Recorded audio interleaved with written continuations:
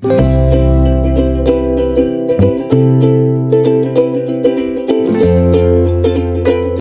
hello, salam sejahtera Malaysia. Selamat datang ke channel Fels Lifestyle.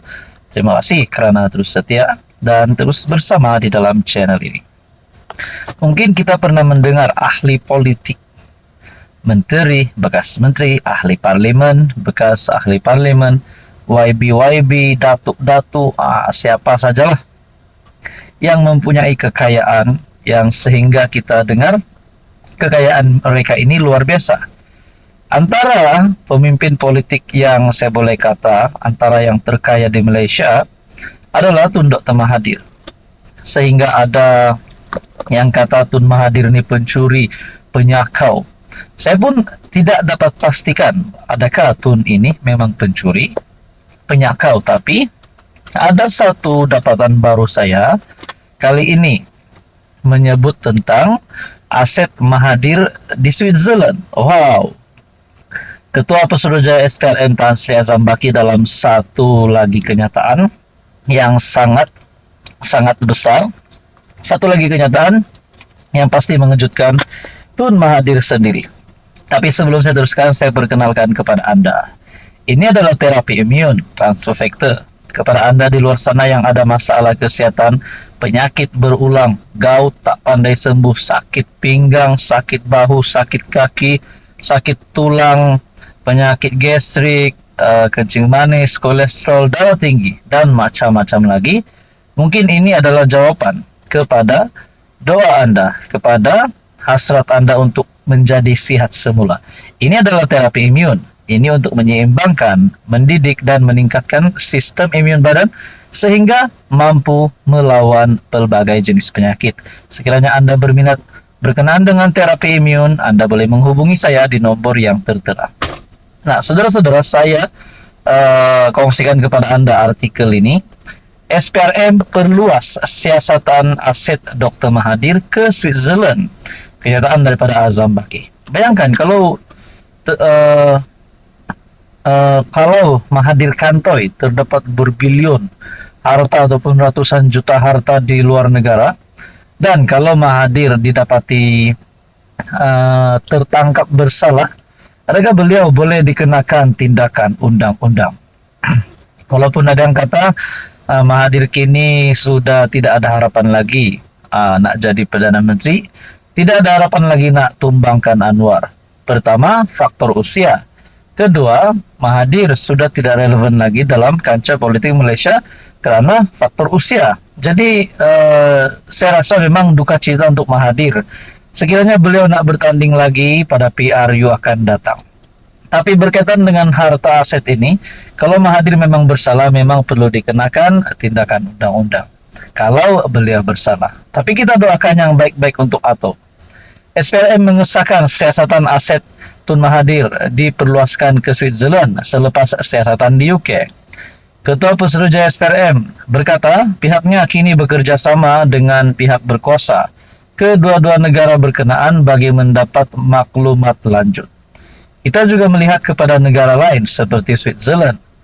Setakat ini kami masih berkolaborasi dengan pihak berkuasa di UK, antaranya International Anti-Corruption Coordination Center. Nah, saudara-saudara, kita pun tidak tahu apa yang akan berlaku selepas ini kepada Tun Mahathir. Tapi ada satu lagi dapatan terkini saya yang saya nak kongsi kepada Anda. Ini dapatan daripada Facebook page yang saya lihat, saya nak share kepada Anda. Dengan satu gambar, RM 180 bilion, aset Tun Mahathir di UK. Aset Tun Mahathir berjumlah RM 180 bilion. Aset Mirzan Mahathir RM 24,2 juta. Aset Mokhzani Mahathir RM 1 bilion dan aset pribadi RM 360 juta. Saya tak pasti adakah kenyataan-kenyataan ini benar.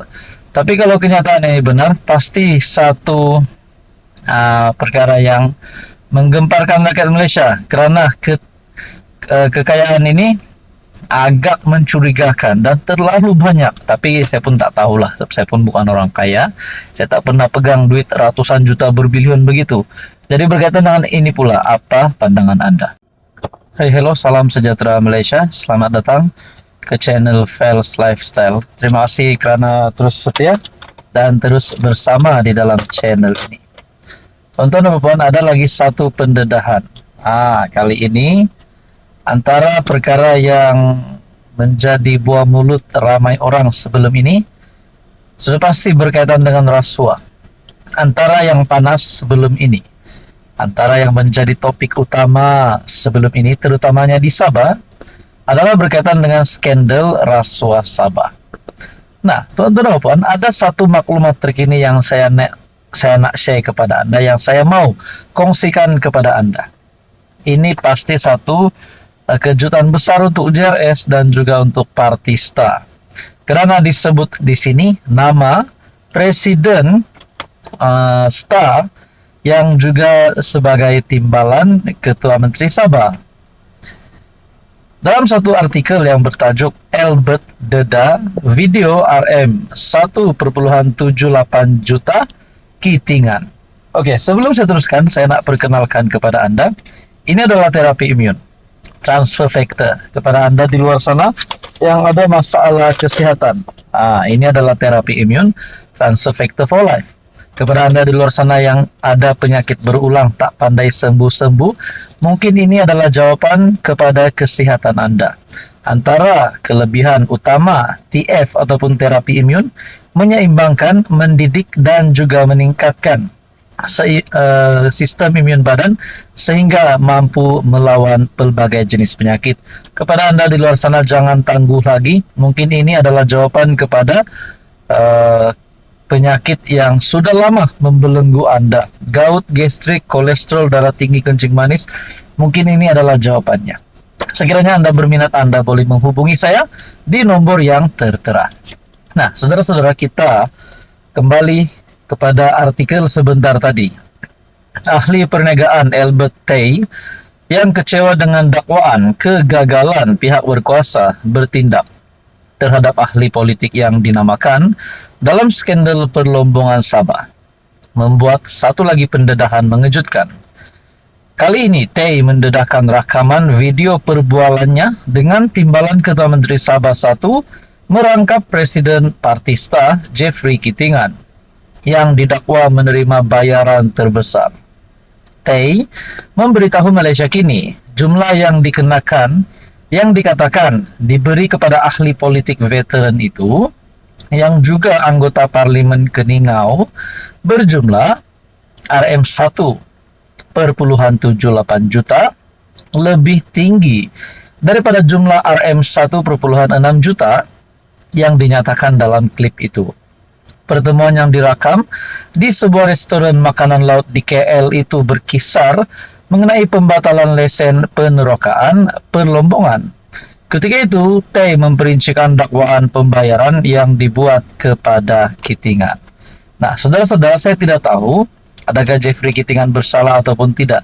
Tapi setelah nama Jeffrey Kitingan disebut di dalam berita sedemikian, pasti sedikit sebanyak akan menimbulkan pandangan yang negatif terhadap Jeffrey sendiri dan Partista.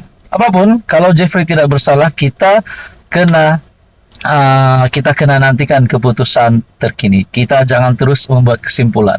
Mungkin ada pertanyaan lah, adakah Jeffrey bersalah? Adakah Jeffrey Kitingan bakal ditahan, bakal ditangkap? Adakah dengan ini Jeffrey boleh hilang jawatan, dipecat? Mungkinkah akan menyebabkan JRS dan STA berpecah? Jadi banyak kemungkinan. Apapun, kita nantikan saja apa yang akan berlaku selepas ini.